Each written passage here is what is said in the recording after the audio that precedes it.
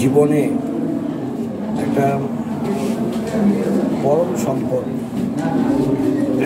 চক্ষু যার নেই সে পৃথিবী আলো বাতাস সে পায় কি পায় না, বাতাস তো পায়, আলো পায় কি পায় না, পৃথিবীটা কেমন, পাখি কেমন, মানুষের তাদের যে বিভিন্নতা আছে সেই সম্পর্কে বিভাজন, বিভিন্নতা মানে ধর্মের বিভিন্নতা না। বহু মানুষ তারা আমার মতো বেটে, আবার বেশিরভাগ মানুষ প্রমাণ সাইজ থাকে।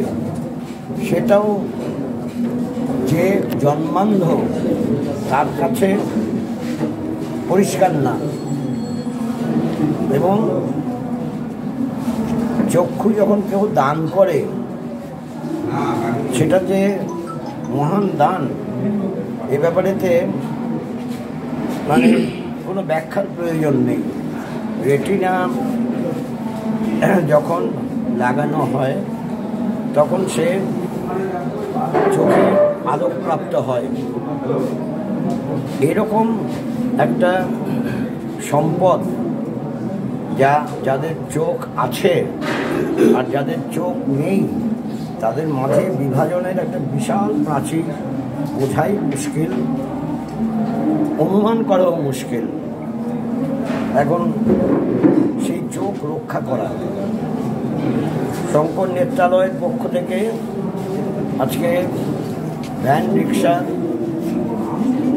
যে ফেডারেশনের তাদের যে এই চক্ষু পরীক্ষা আয়োজন করা হয়েছে, বিনামূল্যে চক্ষু পরীক্ষা এবং চশমা প্রদান করা, অস্ত্রোপচারও হবে, হ্যাঁ, এবং অস্ত্রোপচারের কাজও হবে। এটা সত্যিকারের একটা মহান কাজ।